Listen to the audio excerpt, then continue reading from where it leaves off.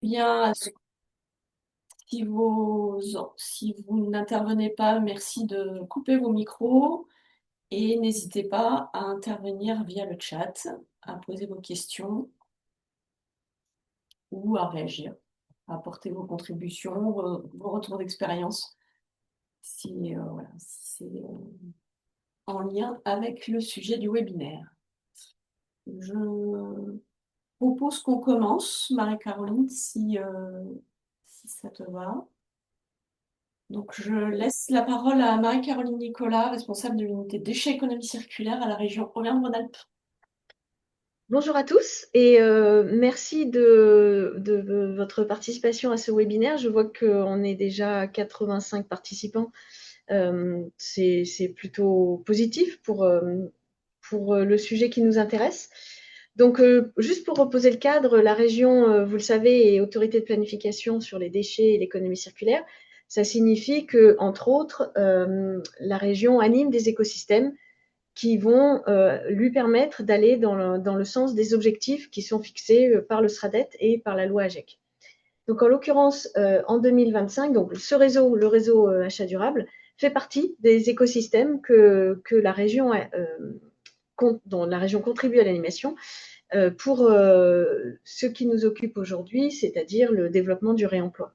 Et en 2025, on a souhaité se focaliser sur le réemploi dans les matériaux du bâtiment et de la construction, parce que dans le bruit de fond régional, il nous semblait que c'était une actualité qui était partagée dans la plupart des collectivités avec qui on a l'habitude de discuter, que ça correspondait aussi avec la temporalité de la mise en place des éco-organismes.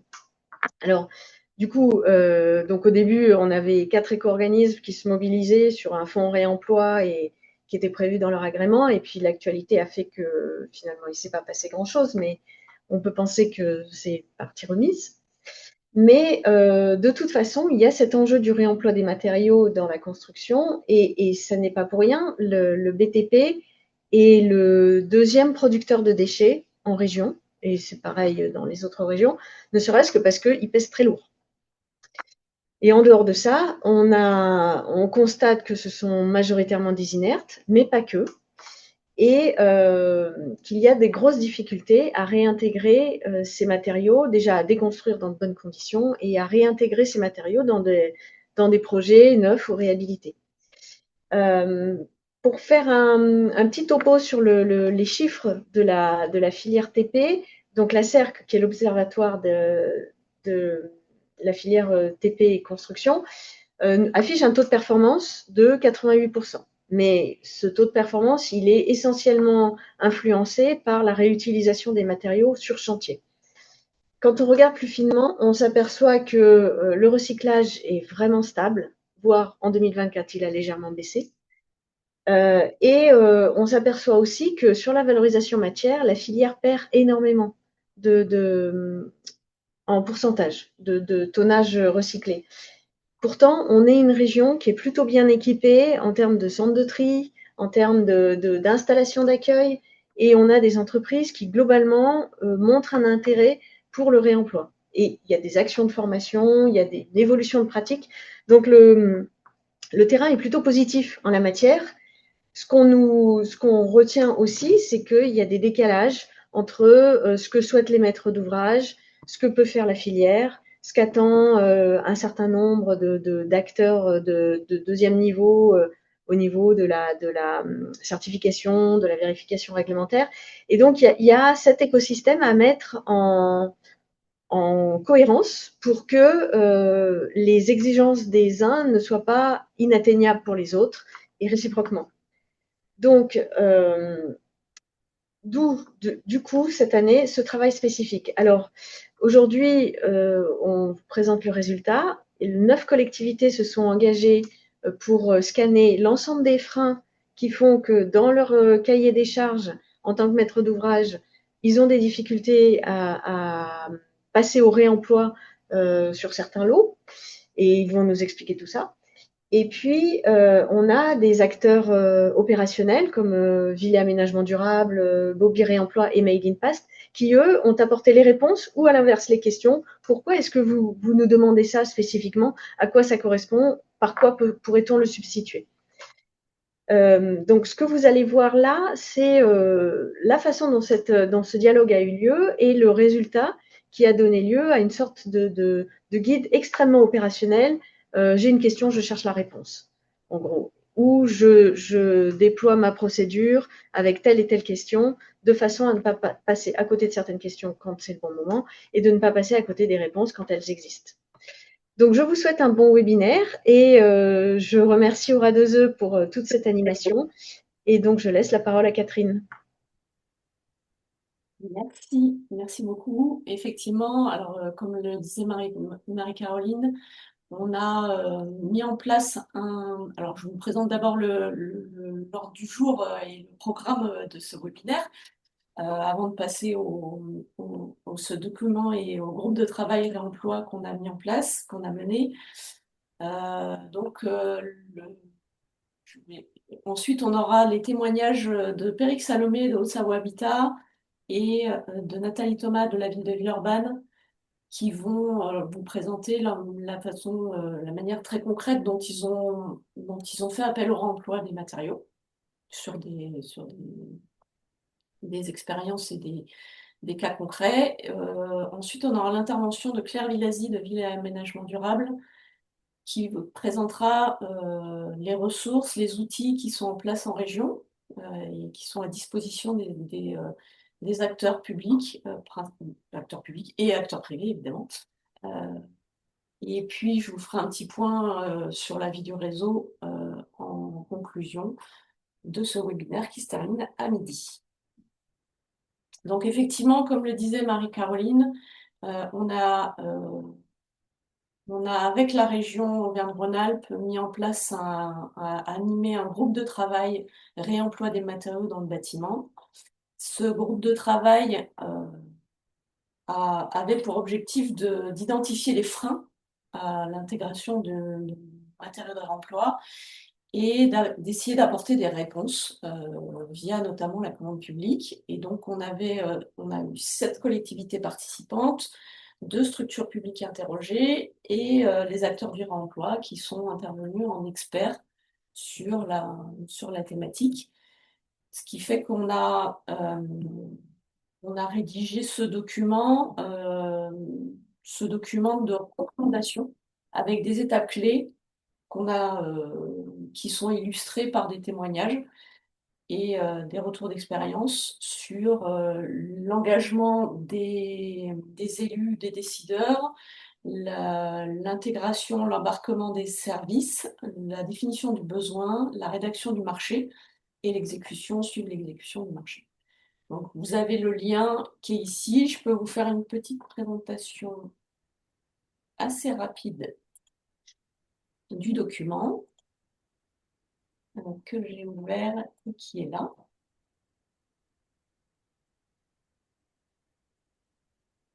Donc, vous retrouvez effectivement les étapes clés, les 5 étapes clés qu'on a identifiées collectivement dans le cadre de ce groupe de travail. Et donc, à chaque étape, les points qui sont importants ou qui permettent de lever les freins qui ont été identifiés. Et donc, on a le contexte réglementaire, parce qu'effectivement, il y a des obligations en place ou à venir. Il y a le levier de l'empreinte carbone, le levier de l'impact flambé des prix, ou en tout cas de la maîtrise des fluctuations des prix. La valeur patrimoniale, l'emploi local, et puis des illustrations, des ressources aussi qui sont au fil des pages et aussi à chaque fin d'étape. Voilà, donc vous avez la même chose sur les différentes étapes. Je ne rentrerai pas plus dans le détail, je vous laisserai aller regarder ce document avec des illustrations aussi de collectivités qui ont mis des choses en place et qui permettent de témoigner de la façon dont ils s'y sont pris pour intégrer le réemploi. Je repartage mon PowerPoint. Vous trouverez le lien en commentaire du chat pour accéder à ce document.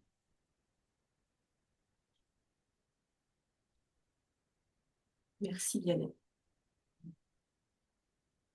Et donc, l'idée maintenant, c'est de passer la parole et le témoin justement à nos structures qui sont intervenues dans le cadre du groupe de travail ou qui ont apporté leur retour d'expérience. Et donc, je laisse sans plus attendre, sauf s'il y a des réactions dans le chat, mais auxquelles je pourrais répondre par la suite, mais je laisse la parole à Péric Salomé, qui travaille à la coordination des achats responsables à Haute-Savoie Habitat. Et comme je le disais tout à l'heure, n'hésitez pas à poser des questions au fil de l'eau dans le chat. Et puis on prévoit aussi un temps de questions-réponses à la fin de chaque intervention. Oui, merci Catherine. Bonjour à tous. Donc merci pour l'organisation de ce webinaire. Ce que je voulais vous proposer, c'était un témoignage de Haute-Savoie Habitat. Pour me présenter rapidement, donc moi je m'occupe de l'activité coordination achat responsable. Et je suis aussi au CA de Solucir, donc, qui est une association qui soutient l'économie circulaire au niveau des Deux-Savoies. Je vous en reparlerai au cours de ma présentation. Je vais vous partager un document.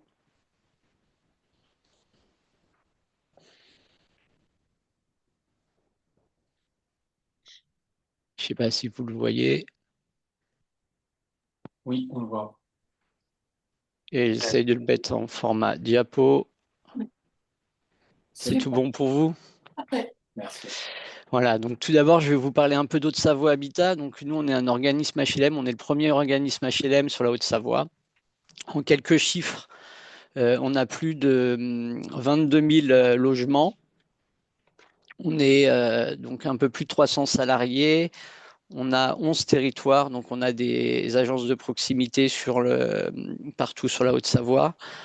On dispose, donc on a 100 millions d'achats par an et donc on est soumis au code de la commande publique et du coup parmi les 100 millions d'achats par an, c'est 70% à peu près qui concernent le secteur du bâtiment. Voilà en quelques mots, en quelques chiffres, l'organisme HLM sur la Haute-Savoie Habitat sur la Haute-Savoie.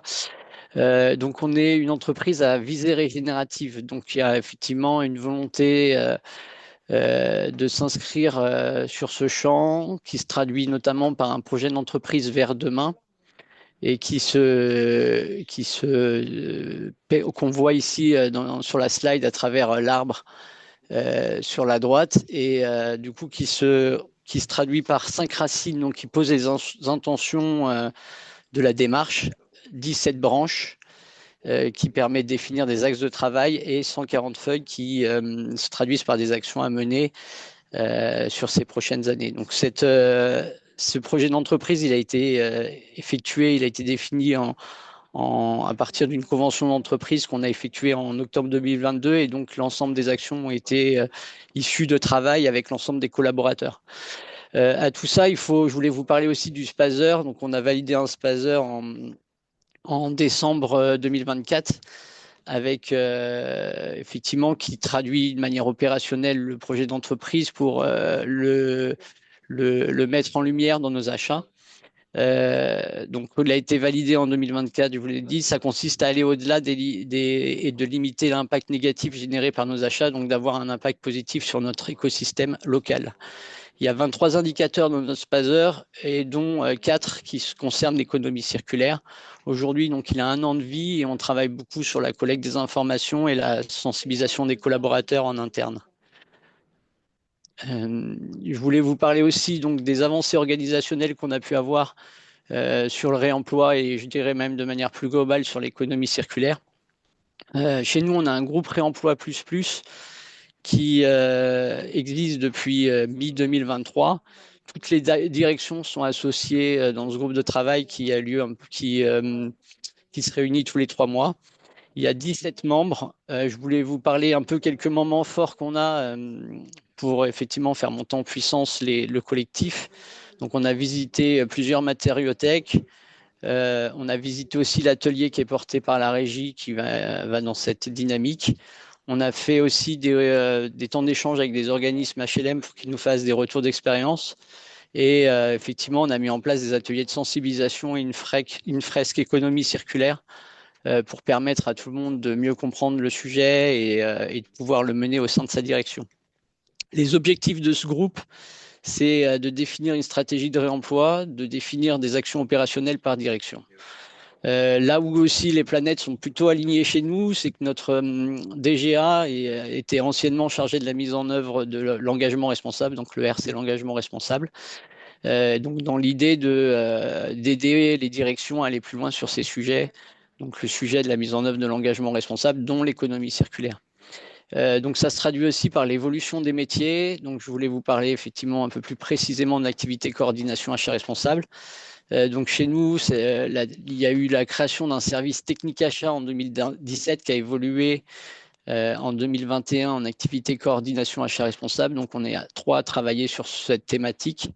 Notre métier consiste de manière un peu globale d'accompagner les acheteurs sur l'ensemble du process achat et notamment pour intégrer plus d'engagement responsable dans nos marchés et de relayer le spazer. Quelques données pour vous permettre d'avoir un peu plus de visibilité sur ce qu'on cherche à faire. On a un objectif qui est fixé de mettre dans l'ensemble de nos consultations un tiers des points affectés à l'engagement responsable. Donc voilà, c'est vraiment une orientation forte chez nous. Et par ailleurs, voilà, donc on accompagne un pool d'acheteurs d'à peu près 50 acheteurs sur ces sujets.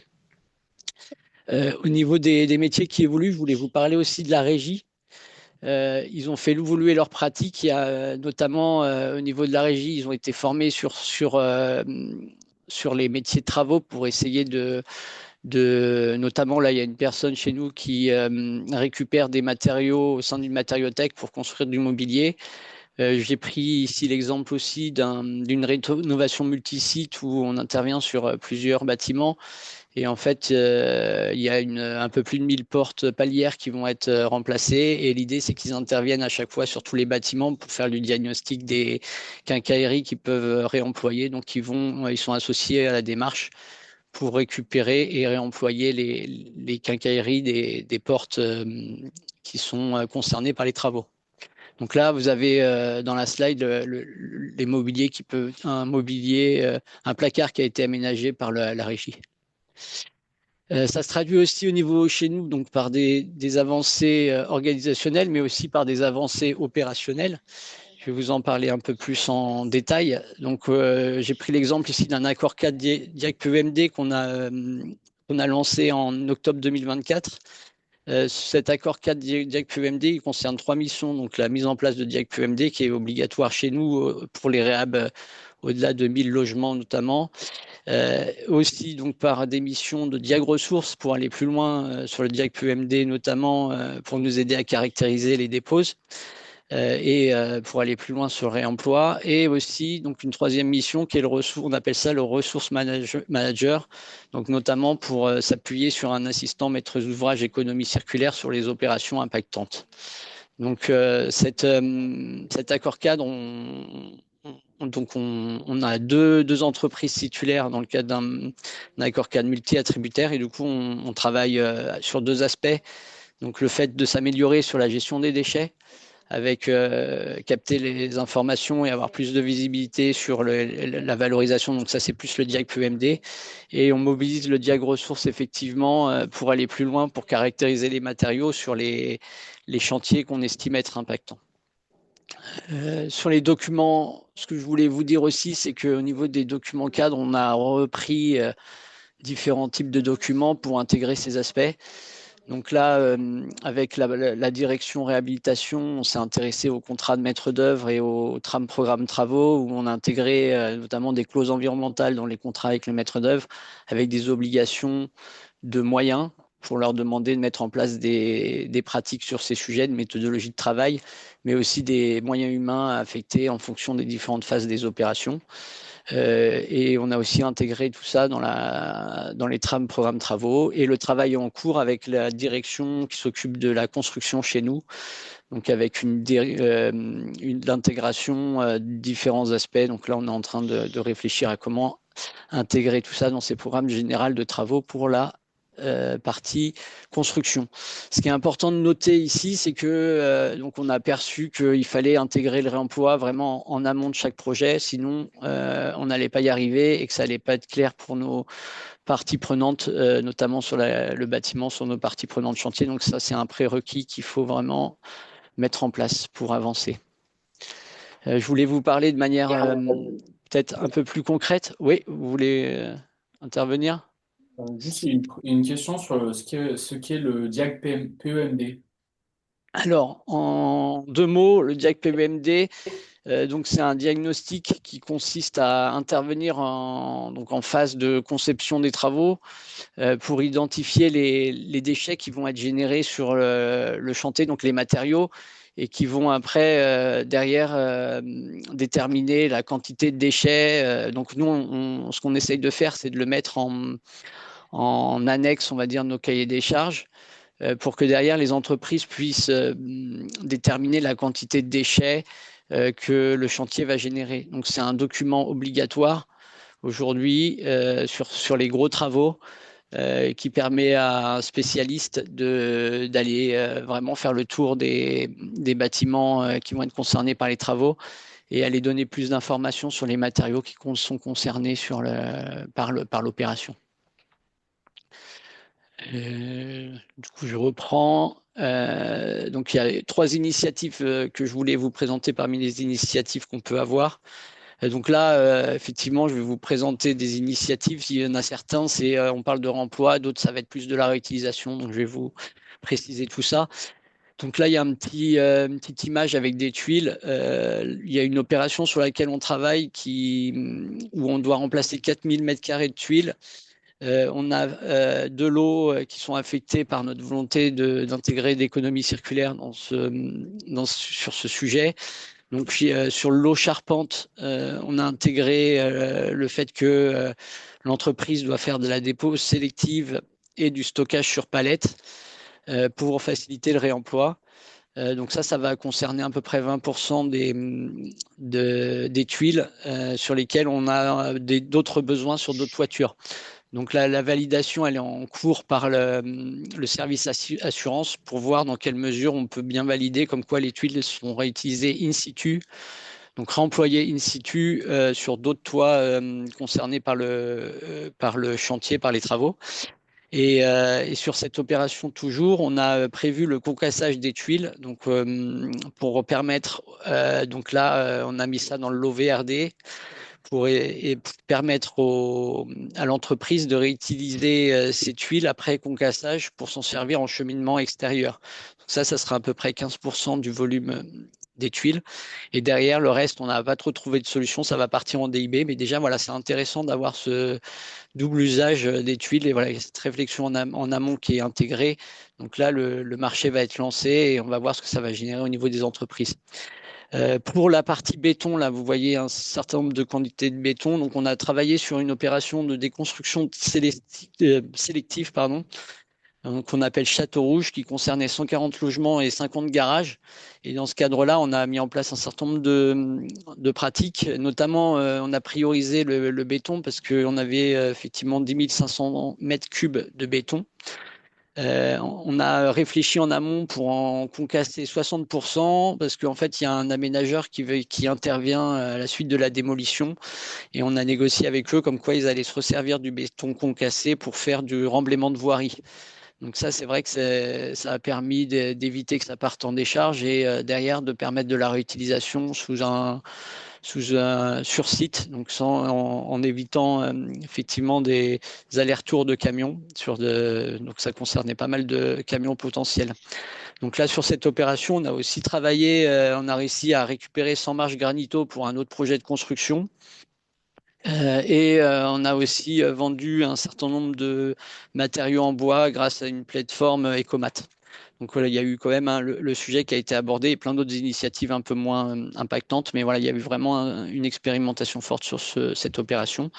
Et je voulais quand même vous parler, parce que je vois que le temps passe, de la petite image que vous voyez avec l'excavation de terre. Sur ce sujet, on a une opération test qui s'est terminée où on a voulu rendre perméable une surface de stationnement de 241 mètres carrés. En fait, on a travaillé avec une entreprise qui a fait l'analyse un peu des terres qui étaient concernées et l'idée, c'était de modifier la composition du sol pour éviter des flux de terre. Et donc, à travers un système naturel à base de champignons, ça nous permet de réutiliser ces terres sur site et tout en permettant la perméabilité du parking. Donc voilà le type d'initiative qu'on peut mener avec nos partenaires locaux pour essayer d'aller plus loin, pour réutiliser, réemployer différents matériaux. Et voilà, j'ai essayé de prendre celle où il y avait effectivement de choisir celle qui était intéressante à vous présenter. On a aussi identifié des freins comme on a vu auparavant dans la présentation initiale. Nous, ce qu'il faut savoir, c'est qu'on intervient uniquement, donc nos bâtiments sont uniquement sur la Haute-Savoie. Donc, ce n'est pas forcément ceux qui sont relayés au niveau de la région. Néanmoins, donc, par rapport à nos opérations de bâtiments, de travaux, nous, ce qu'on a, c'est on a des fournisseurs, c'est beaucoup de petites TPE et PME parce qu'on nos chantiers, on part sur de l'allotissement. Donc, c'est des TPE et PME locales et ils n'ont pas forcément beaucoup d'expérience et de connaissances au sujet de l'économie circulaire. Donc, on a aussi, sur certaines situations, on essaie d'intégrer cet axe, on se rend compte qu'il y a de l'infructuosité. Après, on ne sait pas si c'est lié aux clauses ou si, effectivement, de toute manière, il y aurait eu aucun répondant. Ce que je voulais aussi mettre en lumière, c'est que donc on a un certain nombre d'acteurs présents sur le territoire. Néanmoins, sur le bâtiment, on se rend compte que voilà, c'est en développement et que notamment les trois matériothèques sur la Haute-Savoie et la Savoie, ils sont très volontaires. Il y a des très belles pratiques, mais c'est vrai que par rapport à certaines demandes, notamment sur des opérations, nos opérations, et il peut y avoir des difficultés par rapport au volume sur lesquels on travaille. Je reprends l'exemple des 1000 portes. On a essayé de rencontrer ces trois matériothèques qui n'avaient pas forcément de possibilité pour trouver une solution pour ces 1000 portes palières. Donc là, on est plus en train de se tourner vers des opérateurs sur Lyon pour voir s'ils peuvent nous proposer des choses. Je voulais mettre aussi en avant le fait que on a identifié, alors nous, on a pris en compte comme quoi aujourd'hui, ça génère des surcoûts, le réemploi et l'économie circulaire. Notamment, on l'intègre et on le prend en compte dans nos chantiers. Mais on sait que demain, si on est prêt et que la filière monte en puissance, bah ça générera des coûts inférieurs. Donc, c'est une sorte d'investissement sur l'avenir. En tout cas, aujourd'hui, on voit que les entreprises, elles sont pas forcément sachantes. Donc, quand on leur demande d'y aller, on se voit qu'elles en profitent pour faire des marches sur ces sujets. Et néanmoins, on espère bien que demain, ça va être l'inverse, notamment avec la hausse des prix des matières premières et la montée en puissance du territoire sur ces sujets. Je voulais rester avec cette dernière slide en étant très optimiste par rapport aux suites.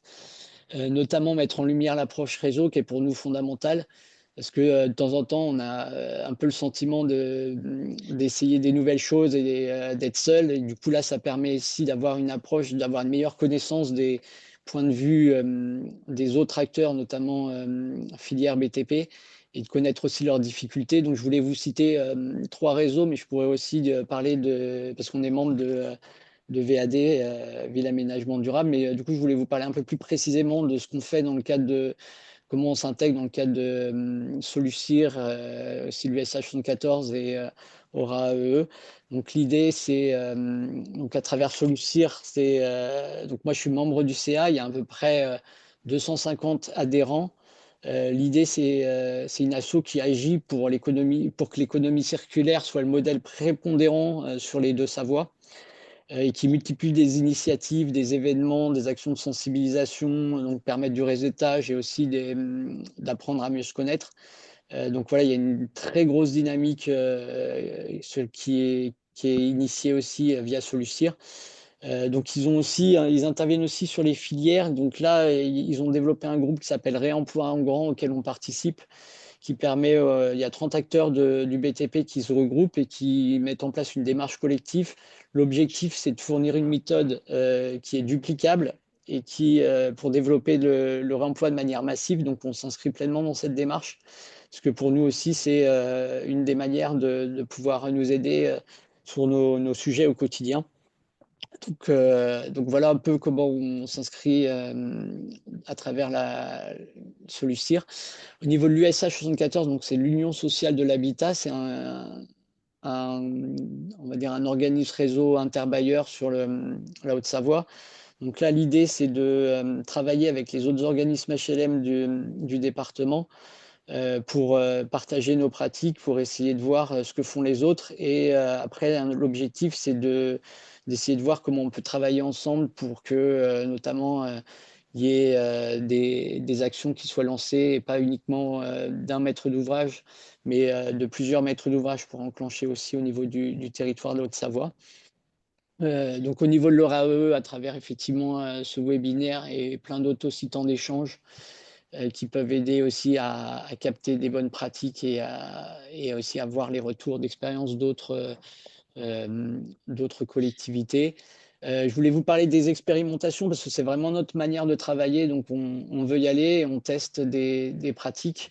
Donc là, il y a une opération sur laquelle on a mis en place la démarche. Donc, c'est 125 logements en rénovation où on a lancer la démarche avec effectivement l'AMO, donc économie circulaire dont je vous ai parlé, qui a été intégrée. Donc là, on a fait la réunion le 2 avril dernier pour faire le lien entre la maîtrise d'œuvre et l'AMO économie circulaire et nous pour bien se mettre d'accord sur les objectifs, la manière de travailler, le partage d'informations sur qui fait quoi à chaque phase de l'opération. Et ça, c'est nécessaire pour après que ça se passe bien. Donc avec l'envie et ce que je vous ai mis dans le petit schéma en dessous, c'est aujourd'hui on travaille beaucoup dans le réemploi ex situ, c'est-à-dire que c'est les matériaux qu'on identifie, on fait de la dépose sur nos chantiers et bien souvent on les envoie et on les transmet aux matériothèques du territoire. Là, notre volonté, c'est d'aller vers plus de réemploi in situ. Donc là, c'est ce qu'on a demandé aussi sur cette opération. Et demain, là où on aimerait bien aller, c'est de faciliter la pro en réemploi. Donc là, c'est encore une étape supplémentaire. C'est de faire en sorte que nos entreprises se fournissent en matériaux issus des matériothèques ou issus des partenaires des territoires qui nous permettent d'avoir des matériaux de qualité en réemploi. Voilà ce que je voulais vous présenter. Je crois que j'ai un peu dérapé au niveau du timing. Il est 11h04. Ouais, Mais voilà, n'hésitez pas à revenir vers moi pour toutes les questions. Ouais, alors on va prendre quelques questions. Il y en a beaucoup. On n'arrivera peut-être pas à tout traiter, mais on va les prendre dans l'ordre. Et puis on verra jusqu'où on peut aller. Et sinon, si Péric, tu peux répondre dans le chat ou voilà, on répondra plus tard lorsque on vous donnera le compte rendu. Il y a une question concernant l'objectif des 1/3 parmi les critères d'analyse offre. Le choix des critères sont identifiés par vous ou par les opérationnels? Alors, je suis pas sûre de bien Ouais, comprendre. j'ai compris. Du coup, j'essaye de répondre dans le chat, c'est ça le principe? Non, vas-y, tu peux répondre là. On se laisse 2-3 minutes pour répondre aux questions et puis avant de passer à l'intervention suivante. Bah, en fait, nous, l'activité coordination achat responsable, on n'est pas des acheteurs. On accompagne les acheteurs sur la stratégie d'achat, sur le process achat et sur la qualité des achats futurs. Et donc, effectivement, on fournit des conseils, on les aide dans la rédaction des critères, mais c'est pas nous qui sommes décisionnaires. Donc, c'est vraiment, on travaille en binôme avec l'acheteur, voire avec le groupe acheteur pour essayer de réfléchir ensemble à ces critères d'analyse d'offres qui nous permettent effectivement de les déterminer, que ce soit en lien avec l'objet du marché et les différents enjeux qu'on a validés par rapport au renouvellement ou la création de ce marché. J'espère que ça a répondu à la question. Oui, très bien. Euh, sur la déconstruction, alors je ne sais plus, ça intervient par rapport à une diapo précisément, mais quelle était l'opération exactement? La déconstruction de quoi? Voilà. Alors, c'était la déconstruction de bâtiments donc, résidentiels, de logements. On avait 140 logements et 50 garages. Donc, c'était des volumes quand même assez importants. Pour reprendre l'exemple, il y avait 10 000 mètres cubes de béton. Donc, c'est vrai que c'était un volume assez considérable, en tout cas pour nous. Et donc, c'était voilà, dans cette idée-là de réfléchir à ce qu'on pouvait en faire de toute cette quantité de béton, notamment. L'autre question sur l'impact financier, est-ce que tu as des retours sur l'impact financier Ben, en fait, c'est très difficile d'avoir une réponse figée. Parce que c'est vraiment chaque cas, il faudrait faire une étude spécifique. Néanmoins, nous, ce qu'on perçoit, pour être un peu plus précis sur ce sujet, c'est que les coûts liés à la dépose sélective, ils sont vraiment très importants parce que ça change la pratique des entreprises et ça leur demande beaucoup plus de moyens humains. Donc ça, c'est des coûts importants. Néanmoins, normalement, on devrait avoir des coûts en moins liés au fait qu'on récupère ces matériaux et que ça part pas en déchetterie ou en valorisation matière, on va dire en recyclage. Et donc ça génère des coûts en moins, mais on a du mal à les identifier. Mais là, on a rajouté dans nos pièces marché, on a rajouté des éléments qui nous permettent de demander aux entreprises quel est le coût généré par les déchets et donc de les à travers une ligne au BPU pour les enlever et pouvoir avoir une meilleure visibilité des coûts induits par la gestion des déchets. Donc là, on a un gain là-dessus. Donc on a des coûts supplémentaires sur la dépose. Chez nous, ça nous demande quand même pas mal de temps, mais donc on ne l'intègre pas forcément dans le calcul. Et derrière aussi, il nous arrive de travailler avec des matériothèques. Donc et même si c'est pas non plus très, très cher, mais on paye nos matériothèques parce que c'est du travail aussi pour elles, pour qu'elles récupèrent nos matériaux. Donc c'est aussi un coût induit supplémentaire, quoi. Mhm.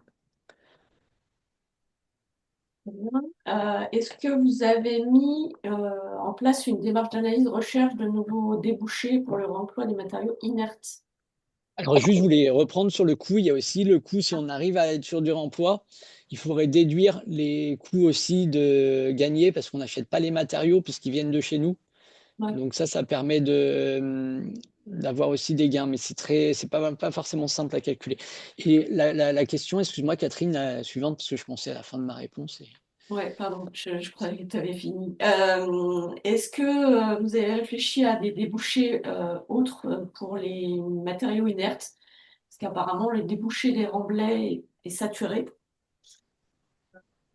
Bah là, sur cette opération, on a vraiment pensé à des débouchés qui étaient liés va dire à cette opération.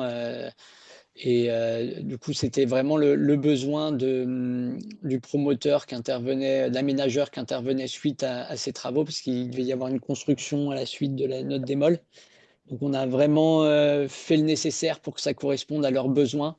Mais effectivement, on n'a pas fait une étude filière sur les besoins de notre territoire, sur les matériaux inerts. Donc ça, je ne suis pas forcément en mesure de répondre.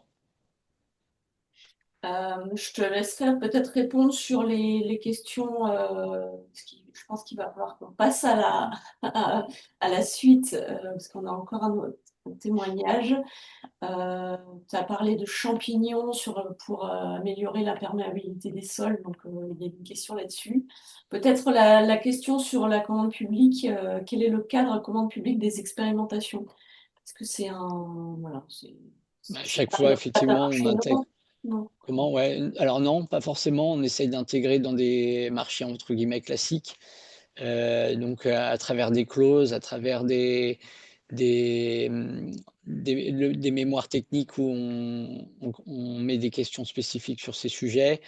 Donc à la fois on va dire que si on parle de travaux, on l'intègre dans nos cahiers des charges à destination des maîtres d'œuvre.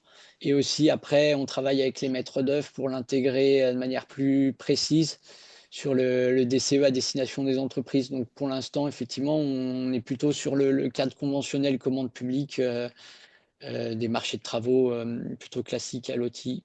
Donc, mais effectivement, j'ai cru percevoir d'autres expériences d'organismes HLM qui procédaient à d'autres formes de contractualisation pour permettre d'aller plus loin sur le réemploi. Mais on n'est pas là. Et il faudrait que nous, on réfléchisse aussi aux autres possibilités que peuvent offrir la commande publique. Tout à fait. Et sur les Merci. champignons, ouais, juste pour en 2 minutes sur les champignons, en fait, c'est un procédé qui est fourni par une entreprise innovante chez nous qui permet de modifier la composition des sols et de répondre à nos attentes de perméabilité avec un procédé qui va étudier en lien avec le sol, avec l'analyse du sol qui était sur place. Et après, ils vont nous fournir une solution à base de champignons qui permet de modifier la composition des sols et atteindre nos objectifs avec une solution naturelle. Super. Et ben, pourquoi pas partager si tu veux fournir peut-être un peu plus d'infos. Ouais, avec plaisir. Je te laisse prendre connaissance éventuellement d'autres questions si on en a loupé. Mm. Et puis je vais passer la parole à Nathalie Thomas, travaille à stratégie zéro déchet économie circulaire à la ville de Villeurbanne. Bonjour, vous m'entendez? Oui. Très bien. Alors, je vais partager mon écran. Hop.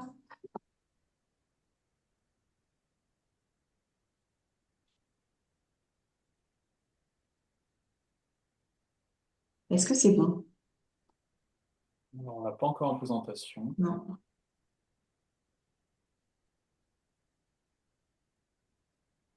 C'est bon là? Oui, Ouais. là c'est bon. Super. Donc bonjour, effectivement, je travaille à la ville de Villeurbanne, je suis chargée de mission stratégie zéro déchet et économie circulaire. Et je vais vous parler d'un exemple concret de mise en œuvre du réemploi sur un bâtiment scolaire, une construction neuve d'un groupe scolaire de 20 classes dans le quartier Grand Clément à Villeurbanne, le groupe scolaire Aniki de Saint-Val, dont je vous ai mis la petite fiche descriptive que vous voyez à l'écran. Donc c'est un projet qui a été initié en 2021, sur lequel on avait un AMO qui était la CERD avec un bureau d'études techniques EOD. Et la particularité, c'est que c'était un marché public global de performance, donc avec une entreprise générale qui était de Mathieu Barre, et avec un architecte insolite. L'avantage d'avoir une entreprise générale sur ce type de projet, c'est que ça a permis à de Mathieu Barre de dégager du temps de travail d'une chargée de mission pour travailler sur le réemploi.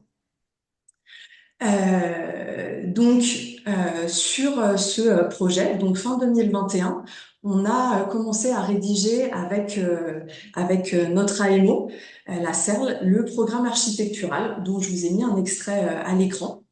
Donc là, c'était vraiment un des premiers chantiers en construction neuve sur lequel on mettait du réemploi à la ville de Villeurbanne. Auparavant, on avait surtout travaillé sur des rénovations, notamment une maison de service public avec du réemploi sur des aménagements intérieurs. Donc là, voilà, c'est la première grosse opération avec du réemploi. Donc la CERN nous a proposé d'indiquer dans le volet environnemental du programme architectural 2 choses en lien avec les déchets et le réemploi, mais plus anglais sous l'angle de la diminution du CO2. Donc d'abord, d'avoir un diagnostic ressources qui finalement n'a pas été fait parce que l'usine qui était présente sur le terrain avait déjà été démolie quand on en a pris possession. Donc il n'y avait plus que la question des terres qui ont été utilisées en remblai in situ. Et la deuxième chose que la CERN nous avait proposée, c'était de prévoir la proposition de réemploi sur au minimum 3 composants constructifs qui représenteraient des émissions évitées de CO2 de 5%. Donc, ce programme architectural était annexé au marché public global de performance, mais on n'a pas voulu être plus contraignant et aller au-delà de ces 2 points, parce que c'était vraiment les prémices de notre travail sur le réemploi. On n'avait pas encore formé nos agents, on n'avait pas commencé à travailler sur la structuration de la démarche. Donc, l'idée, c'était vraiment comme on le fait souvent à Villeurbanne, de tester sur ce qui était faisable ou compliqué. Voilà, tout en restant soft dans les prescriptions. En phase d'étude, il a été identifié 42 matériaux en approvisionnement extérieur. Donc, du coup, comme je vous le disais tout à l'heure, il n'y avait pas de réemploi in situ, puisque tout avait été démoli. Donc, sur ces 42 matériaux, il y en avait, ceux qui sont listés en dessous, 6 qui représentaient 5% de tonnage de carbone évité. Donc, vous voyez sur le diagramme de droite ce que chaque matériau permettait d'éviter en termes d'empreinte CO2. Donc, il y avait les luminaires, des radiateurs, le bac acier pour la toiture, le carrelage, la faïence, les faux plafonds et les chemins de câble. Au final, il y a eu beaucoup, donc c'était sur 10 lots, donc une grande majorité des lots de la construction, mais il y a pas mal de matériaux qui ont été écartés pour différentes raisons, notamment liées au fait que le bâtiment était un ERP, puisque c'est une école, donc établissement recevant du public, et également liées aux normes de sécurité. Sur lequel l'avis du contrôleur technique a été négatif. Donc, par exemple, sur les faux plafonds, qui sont assez faciles à réemployer habituellement, là, c'était compliqué parce que c'était sur de l'ERP. Pareil sur les blocs autonomes de sécurité. À l'époque, il n'y avait pas donc c'est les blocs pour annoncer les sorties de secours. Donc à l'époque, il n'y avait pas de blocs certifiés, donc c'était pas passé au niveau du contrôle technique. Après, il manquait aussi des filières de reconditionnement, par exemple pour le bac acier. Il y avait des questions d'esthétisme pour les portes parce il allait avoir trop de différences dans le visuel des portes qui étaient proposées. Il y avait la question de l'usure prématurée sur certains matériaux, comme par exemple les luminaires ou les prestos, c'est-à-dire les boutons poussoirs pour l'eau, qui rendaient difficile la détermination d'un prix et puis leur durée de vie.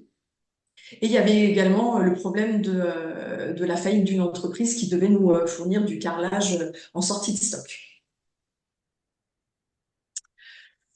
Donc, je vous l'ai dit, je vous ai mis un petit extrait de l'avis du contrôleur technique. Il était opposé ou elle était opposée au réemploi des blocs autonomes de sécurité. Voilà, pour des raisons d'absence de certification et de normes de sécurité. Sur les faux plafonds, il n'y avait pas de problème hors des zones ERP. Et après, sur les chemins de câbles et les appareils sanitaires, il n'y avait pas de problème. Au final, les principaux postes de réemploi ont été ceux qui apparaissent à l'écran, donc des appareils sanitaires, des WC, des éviers, des urinoirs, des lave-mains. Donc, on a pu récupérer auprès de Cycle Up, qui est pas très loin de Villeurbanne à Rieux. Donc, l'avantage, c'est qu'ils étaient reconditionnés par Cycle Up. On a aussi trouvé des chemins de câbles auprès de Gobi Réemploi. Donc, l'avantage, c'est que c'était un chantier lyonnais, mais par contre que c'était pas disponible immédiatement et que les quantités étaient insuffisantes du par le chantier concerné. On a pu récupérer des dalles de faux plafond, donc pour les parties hors ERP auprès de Made in Bass, comme également du parquet stratifié. Et après, en plus, on a travaillé aussi avec Atelier Emmaüs, qui est situé à Villeurbanne aussi, qui fait de la construction de meubles en bois de réemploi. Donc, je vous ai mis les équivalents tonnes de CO2 évitées. Là, je vous présente les petites fiches en fait qui permettent de valider ou non les matériaux et les produits qui sont proposés par les matériothèques, par les entreprises. Donc avec tout le descriptif, voilà, qui permet de voir sur quoi on part.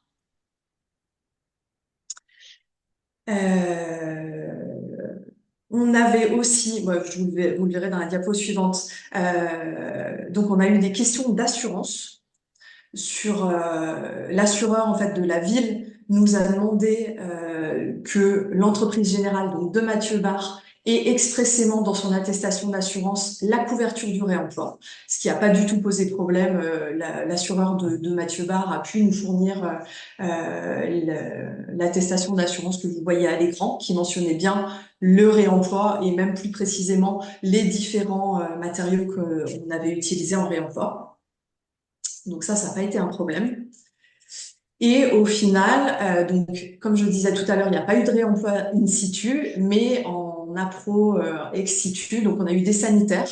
Donc vous voyez sur la droite le plan du rez-de-chaussée seulement de l'école. Donc avec en différentes couleurs les différents endroits où des matériaux de réemploi ont été utilisés. Donc des sanitaires, des chemins de câbles, des faux plafonds. Donc le métrage est assez limité pour les faux plafonds. Les chemins de câbles, les faux plafonds et les sanitaires sont assez faciles à utiliser en réemploi, mais là encore une fois, la surface est limitée sur les faux plafonds parce que on était en ERP et le contrôleur technique ne voulait pas que ça soit sur des zones ERP. On a également eu du parquet stratifié et des dalettes gravillonnées via Made in Past. Alors les dalettes gravillonnées, on a eu un petit souci parce que quand elles ont été posées, elles n'étaient pas lavées. Et au moment de les nettoyer au Karcher, en fait, vous le verrez sur les photos d'après, je vous les montrerai, elles étaient encore grises. Donc Made in Past nous a fourni un nouveau gisement qui était nickel, qui avait été nettoyé et où la saleté avait pu partir. Et on a eu également quelques troncs d'arbres pour faire des bancs dans la cour. Donc au final, on est quand même assez loin de l'objectif en termes d'émissions de carbone évitées, puisque l'objectif était de 5% du total, c'est-à-dire 140 tonnes équivalent CO2, et on est arrivé à 20 tonnes équivalent CO2. Donc assez loin de l'objectif pour les contraintes, les raisons que je vous ai présentées tout à l'heure, mais ça représente néanmoins plus de 7 tonnes de déchets évités. Et voilà, c'était vraiment une opération de test. Donc vous voyez sur cette slide un exemple de WC avec lave-main en réemploi. Les fameuses dalettes gravillonnées à l'extérieur. Donc ça, c'était le premier gisement qui était pas bon et sur lequel il n'y a pas eu de souci tout de suite. Made in Past nous a refourni un lot qui était nickel. Le parquet stratifié et des éviers et les troncs d'arbres pour la cour. Au global, donc cette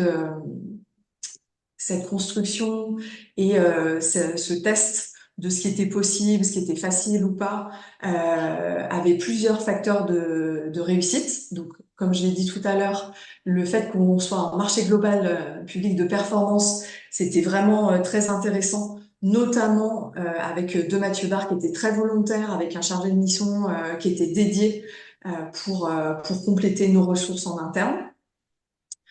Sur la métropole de Lyon, on a des filières très opérationnelles sur la fourniture de réemploi, avec des ateliers de reconditionnement, notamment des sanitaires de Cycle Up, ou avec Made in Past, qui est un entrepôt à Villeurbanne, avec beaucoup de matériaux qu'on peut récupérer facilement dans des délais très courts, qui fonctionnent un peu comme un magasin. Et l'équipement qu'on construisait était également adapté à la création d'espaces homogènes en fonction des stocks de réemploi.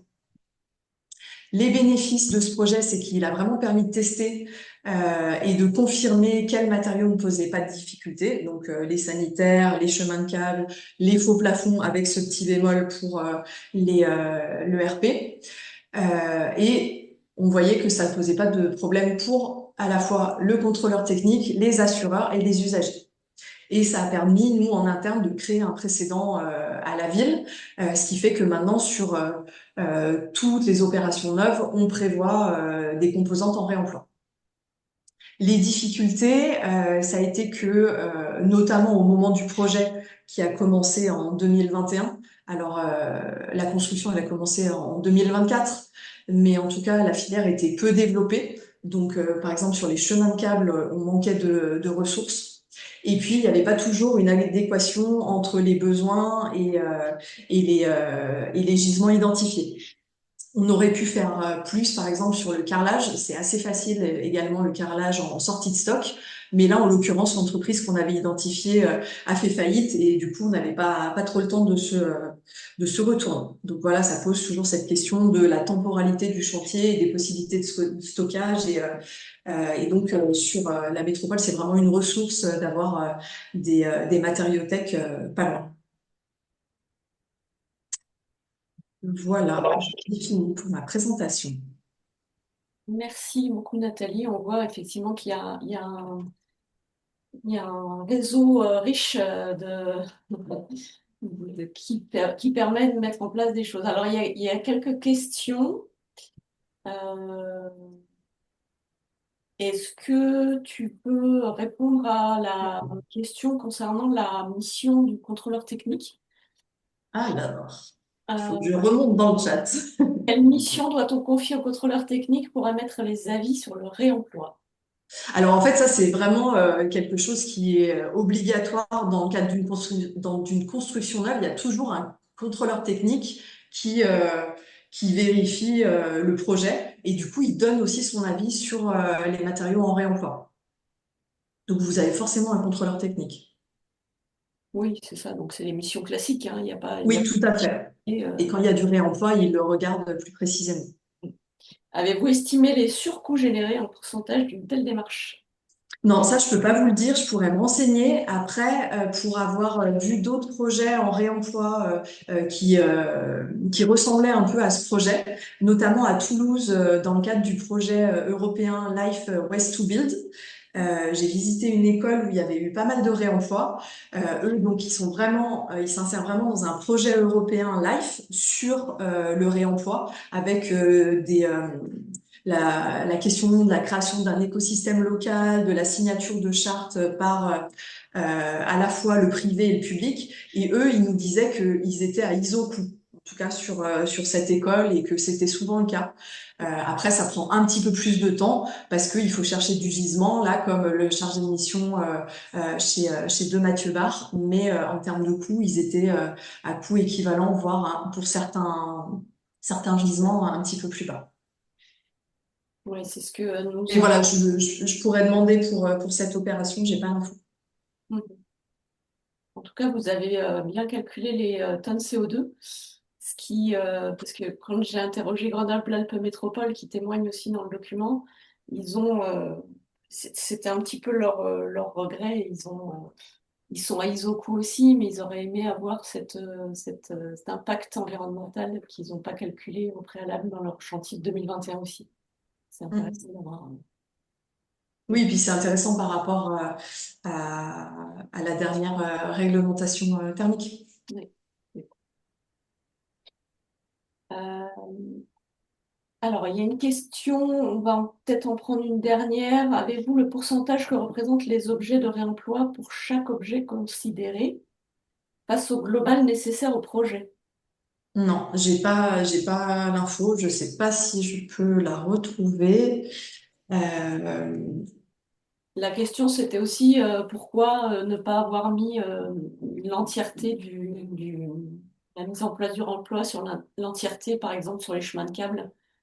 Et ben parce qu'il n'y en avait pas assez pour le coup des chemins de câble. On avait un gisement qui venait via Bobby Réemploi d'un chantier à Lyon. Et du coup, il n'y avait pas assez de chemins de câble. Donc, je sais pas. Je sais que, par exemple, Made in Past en a pas mal, a priori. Je ne sais pas si on aurait pu le trouver autre part. Maintenant, c'est des filières. Claire, Vilasi de VAD, peut-être en dira plus là-dessus. Si des filières où il n'y a pas trop de problèmes pour se fournir. Mais en tout cas, là, en l'occurrence, on n'en avait pas assez. Et sur les faux plafonds, comme je le disais tout à l'heure, il y avait la contrainte de l'ERP. Donc, on n'en a mis que sur des locaux techniques. C'est pour ça que au global, ça fait une surface très petite par rapport à la surface globale du bâtiment qui était de plus de 4000 mètres carrés. On a 80 mètres carrés de faux plafonds, alors que je pense qu'on aurait pu en avoir plus, sans compter ce problème de validation du contrôleur technique et de RP. C'est très bien. Et puis peut-être une dernière question. Ouais. Qui a engagé les recherches pour trouver les matériaux employés? Donc, du coup, ça, c'est la chargée de mission de Mathieu Barre, de notre entreprise générale. L'entreprise générale. Ouais. Et qui a fait aussi le diagnostic, donc qui a étudié la possibilité de. Oui, je pense que c'est eux. Je pense pas que ce soit l'AMO. Ouais, ça doit être de Mathieu Barre aussi. Très bien. Il y a une autre question qui vient d'arriver, mais je te propose de. Ouais, je regarderai. Je te remercie. Et puis on va passer à la suite, puisqu'on voit, on voit bien qu'il y a une multitude enfin, ça dépend des territoires, mais on a quand même des ressources, des outils. On a une richesse, comme le disait Marie-Caroline Nicolas de la région Auvergne-Rhône-Alpes. On a une richesse en outils disponibles, en acteurs, matériaux tech, etc. Et dont l'acteur incontournable, je dirais, en région Auvergne-Rhône-Alpes, qui est Ville et Aménagement Durable. Donc, je laisse la parole à Claire Villazy, qui va nous présenter les différentes ressources et outils à disposition des acteurs publics, notamment, puisque c'est eux qui nous concernent aujourd'hui. Oui, merci beaucoup de nous avoir associés à ce travail et également de nous avoir associés à ce webinaire. J'ai un problème pour partager mon écran. Attendez, cette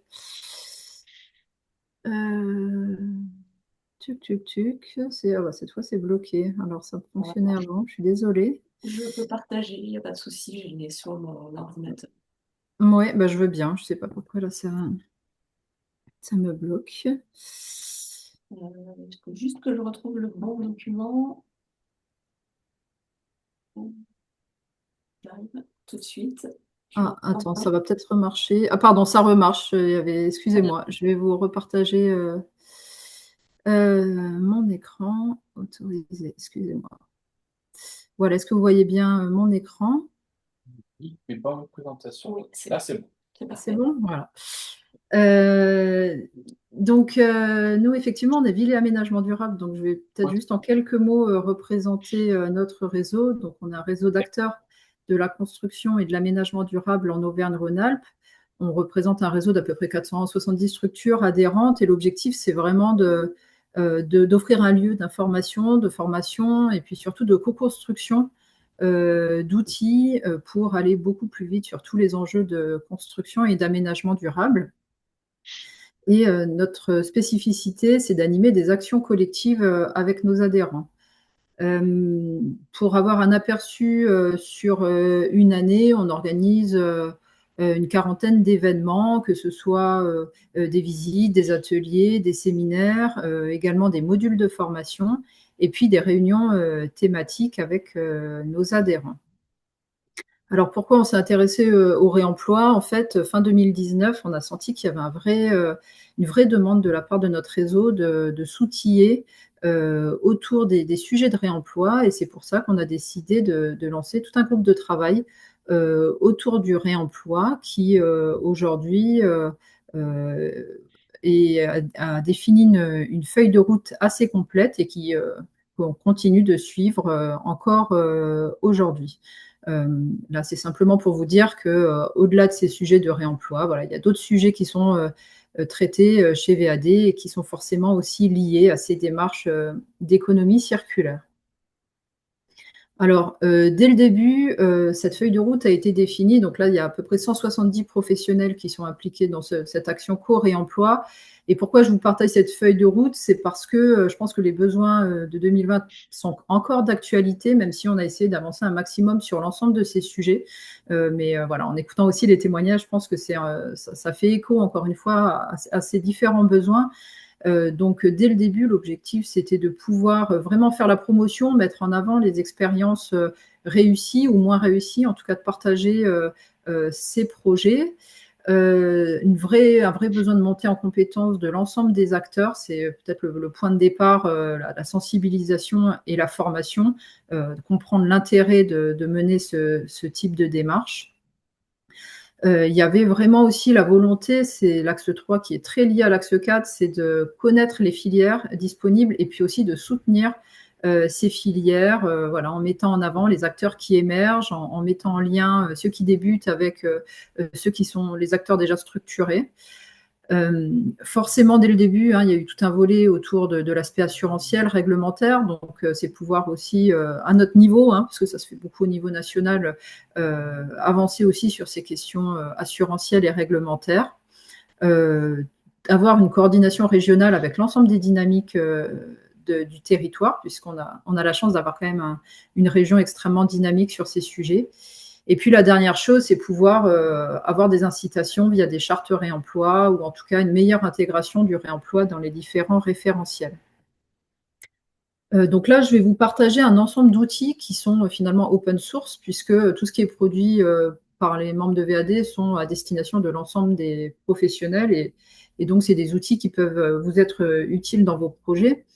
Donc, on a réalisé assez rapidement un annuaire des acteurs du réemploi en Auvergne-Rhône-Alpes, où vous retrouvez aussi bien des entreprises, des maîtres d'œuvre, des maîtres d'ouvrage qui ont déjà expérimenté le réemploi ou qui ont vraiment une activité dédiée sur le réemploi. C'est un outil qui est complémentaire avec d'autres annuaires plutôt nationaux, voire européens, qui sont cités en dessous. On a aussi réalisé un recensement des matériothèques qui est mis à jour annuellement, ces matériothèques qui sont disponibles en Auvergne-Rhône-Alpes, dans l'objectif de vous indiquer en fait le type de matériaux que ces matériothèques peuvent vous fournir, également les prestations, services associés, parce que très souvent l'activité pure de stockage, reconditionnement, vente de matériaux n'est pas la seule activité, on va dire, des matériothèques. Donc ça, c'est un outil également avec les différents contacts et les catalogues également pour pouvoir avoir accès à ces différentes données. Donc vous voyez qu'il y a tout un réseau quand même de matériothèques sur la région Auvergne-Rhône-Alpes. C'est un secteur qui évolue beaucoup. On est très régulièrement sollicité et d'autres acteurs également lors de la création, en tout cas, de ces matériothèques pour pouvoir vraiment bénéficier des expériences des uns et des autres et puis bien comprendre le marché. Je cite également le réseau Matora, qui est un réseau qui a pour objectif justement d'animer ces différentes matériothèques pour créer des synergies, créer des offres communes également, pour être un petit peu plus fort et plus visible pour l'ensemble des professionnels.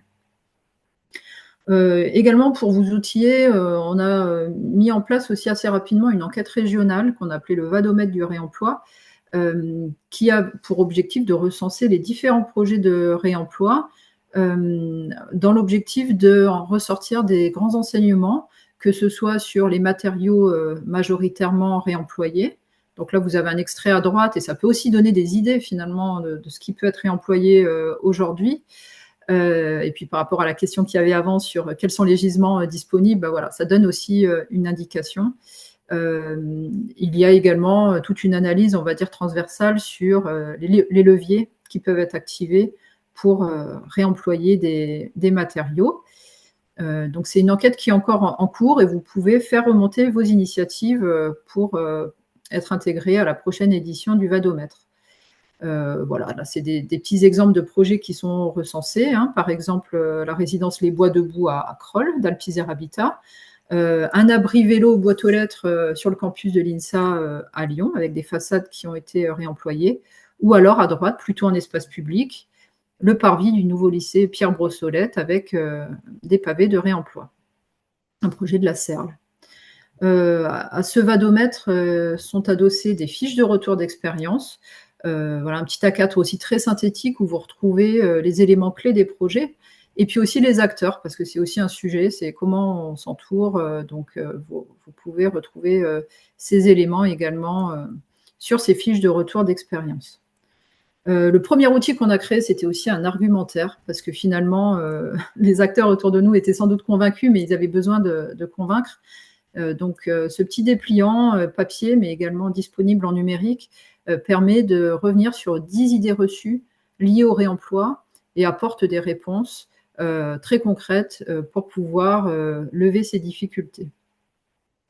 En termes d'argumentaire aussi, on a très rapidement réalisé une plaquette, le réemploi dans le cadre de la RE 2020, pour vous donner encore une fois un autre argument, en fait, car dans le cadre de la RE 2020, un matériau réemployé a un impact carbone nul, donc avec les exigences qui vont vraiment s'élever, on va dire, le réemploi va vraiment être un levier très important à activer dans la construction neuve. Et puis le dernier outil qu'on a créé, c'est un argumentaire pour favoriser l'acceptabilité du réemploi. Donc on a identifié avec nos adhérents 26 leviers que vous pouvez activer pour engager les différentes parties prenantes dans cette démarche de réemploi. Enfin, des petits jeux sérieux, le réemploi, c'est un petit outil, un petit jeu de cartes pour se familiariser avec le jargon du réemploi. Donc c'est pareil, des outils imprimables depuis notre site internet. Et puis enfin, c'est un secteur qui est qui évolue très très vite. Donc on a une sélection de ressources, donc une sélection des guides en particulier qui sortent régulièrement sur ces questions du réemploi. De notre côté, on organise régulièrement des événements autour du réemploi. Donc là, je vous ai mis quelques dates que vous retrouvez sur notre site internet. On parlait de sanitaire. On a par exemple visité il y a une dizaine de jours le centre de reconditionnement de sanitaire de Cycle Up qui est à Vénissieux, donc qui est apte à vous fournir aussi en sanitaire sur vos chantiers. On va faire par exemple un atelier immersif à la Bois-Cyclerie à Faverges le 23 juin. Et puis, on organisera la deuxième rencontre régionale du réemploi, normalement à Chambéry le 5 novembre, en étant accompagné aussi de Solucir et de Circulalp, deux réseaux, Savoie Haute-Savoie et Isère, qui sont très intéressants en termes de dynamique. Pour terminer mon intervention, je voulais simplement vous faire part aujourd'hui de notre compréhension aujourd'hui, en tout cas de la dynamique régionale. Donc, on voit qu'il y a plusieurs initiatives pour booster la prescription, que ce soit par exemple le référentiel habitat durable de la métropole de Lyon ou le bonus réemploi du Fonds des initiatives communales du département du Puy-de-Dôme. Des dynamiques territoriales aussi qui sont très intéressantes. On a cité Circulalp, Solucir dans les Deux-Savoies ou le réseau ECI dans le Puy-de-Dôme. Il y a également des offres de services qui se développent. Donc, je parlais du réseau Matora pour diversifier l'offre de matériothèque en Auvergne-Rhône-Alpes. On a par exemple des plateformes de reconditionnement de sanitaires, j'en parlais à Vénissieux, et puis aussi toute la filière métal qui se structure avec des partenaires relais qui sont disponibles sur le territoire, comme l'entreprise Bonhomme sur la Drôme. On constate aussi que dans les différentes structures, et puis Villeurbanne est un très bon exemple, Ville de Grenoble, des stratégies internes économie circulaire qui se mettent en place au sein des organisations, avec des équipes qui sont sensibilisées et outillées pour vraiment développer ça à plus grande échelle. Et puis, de nombreuses initiatives de réseau pour sensibiliser, former et accompagner, à l'image de ce webinaire et du travail que fait Aura 2E. Et puis, au-delà de notre région, ça a été cité également par la ville de Villeurbanne, deux démarches, en tout cas, qui me semblaient intéressantes. Donc, Ecopolis anime tout un sujet aussi autour de l'économie circulaire en Île-de-France. Et ils viennent de mettre en ligne un closier qui recense plus de 100 clauses circulaires et une FAQ complète. Donc, c'est tout nouveau. Donc, n'hésitez pas à consulter ce site internet. Et puis côté Occitanie, le projet Life Ways to Build, qui est également très inspirant en termes d'écosystèmes mis en place autour du réemploi. Voilà, merci beaucoup pour votre attention. Tous les outils sont donc en libre accès sur notre site internet. Merci Claire. Peut-être ce qui serait intéressant, parce que la question a été posée, de remettre le lien dans le chat vers votre site. Comme ça permet aux gens d'aller voir directement assez rapidement. Et effectivement, comme tu le disais, il y a aussi d'autres réseaux, parce que on a des participants qui sont pas tous en région aujourd'hui, en région Auvergne-Rhône-Alpes. Et donc, effectivement, n'hésitez pas aussi à aller regarder, contacter, soit si c'est plutôt une question achat responsable, bah, contacter votre réseau régional équivalent au nôtre, hein, réseau régional achat durable sur votre région. Il en existe dans quasiment toutes les régions de France. Et ou contacter des acteurs type ville et aménagement durable ou d'autres acteurs qui se concentrent sur ces questions de réemploi. Euh, Vous en avez certainement. Claire en a cité quelques-uns sur son site, c'est parfait. Euh, Est-ce que on a des questions pour toi, sinon, Claire? Euh,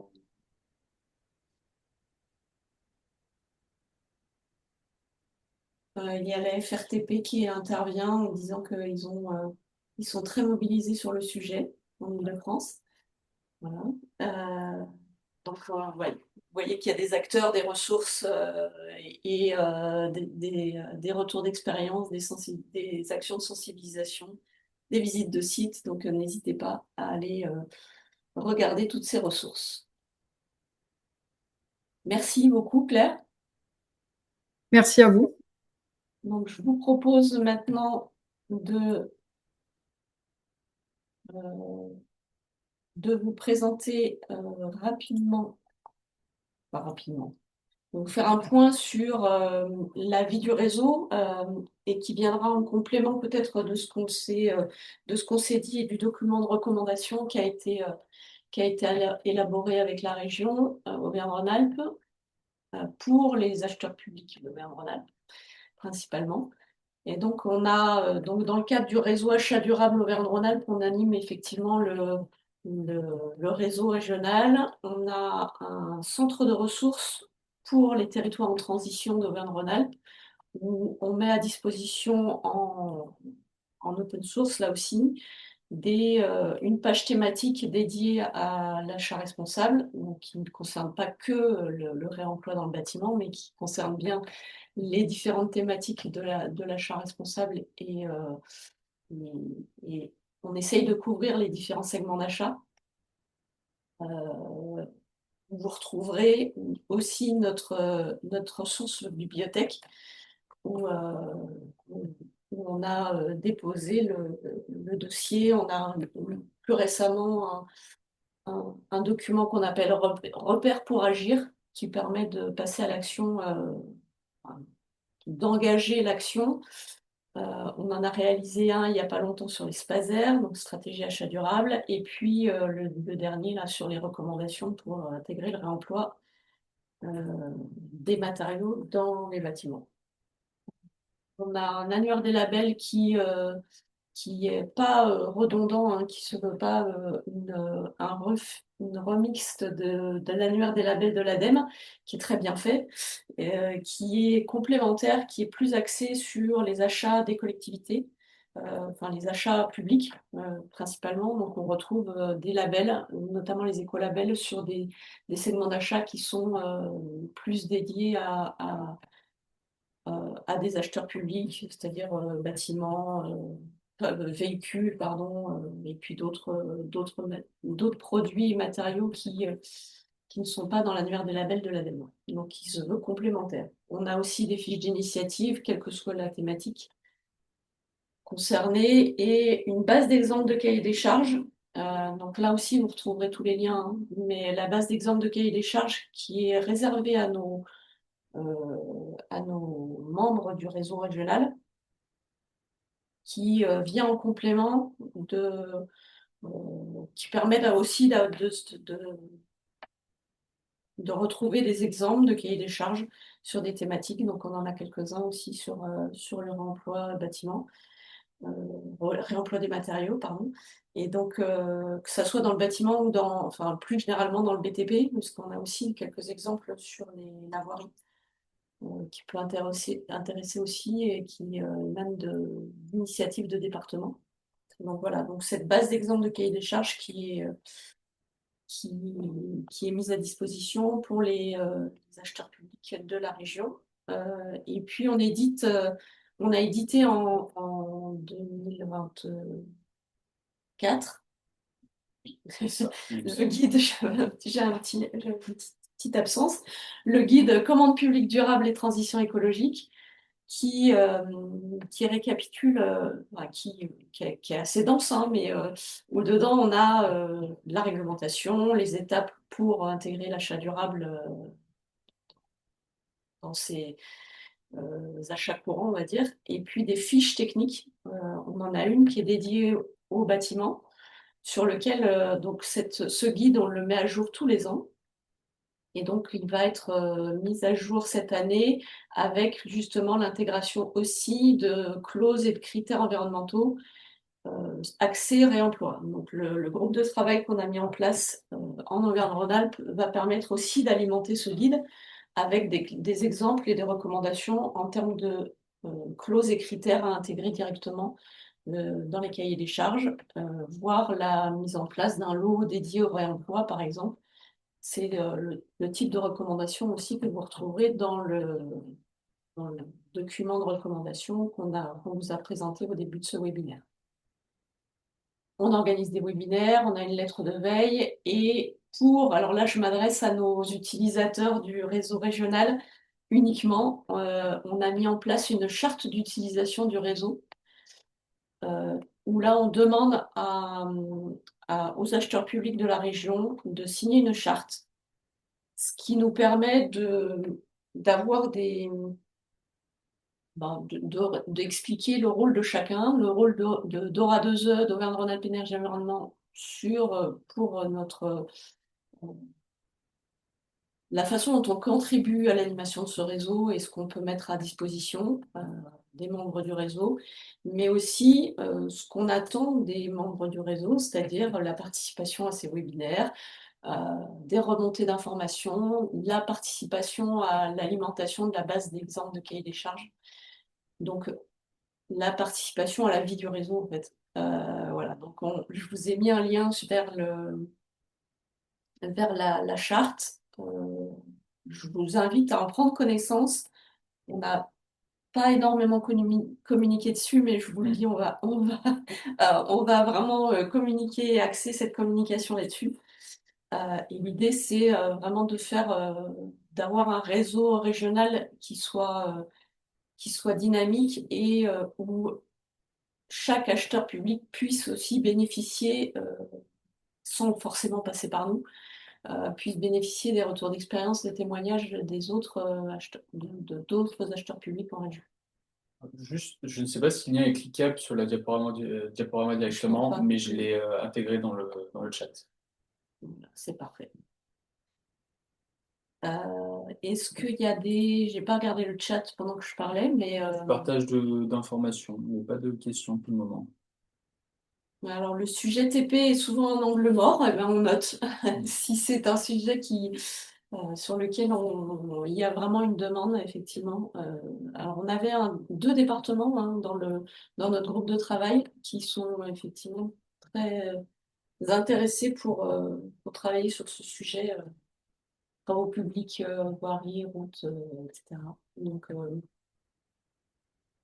Donc, s'il y a d'autres besoins, on peut effectivement traiter ce sujet de manière un peu plus précise et détaillée, mettre en réseau.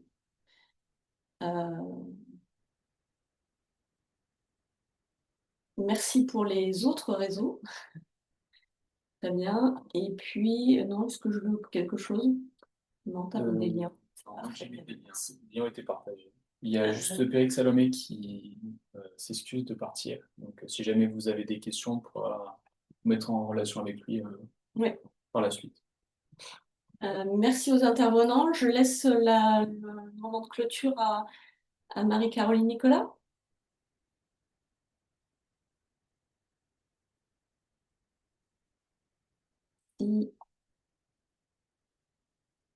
Alors, le micro est coupé, pardon, on n'entend pas. Merci. Ouais, désolée.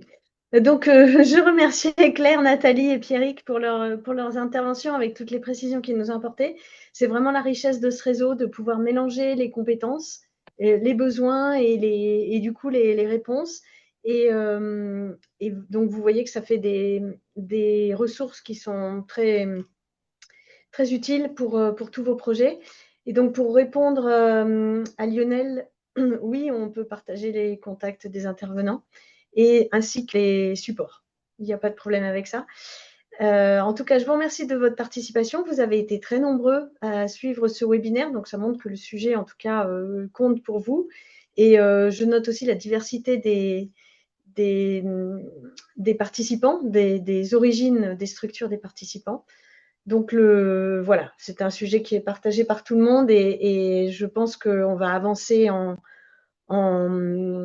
on va progresser en avançant, pardon, et en testant différentes formules et différents types de collaboration. On est arrivé au bout du timing et je vous souhaite donc une bonne continuation. Et puis peut-être à bientôt sur le réseau de l'achat durable d'Aura 2E. Au revoir à tous.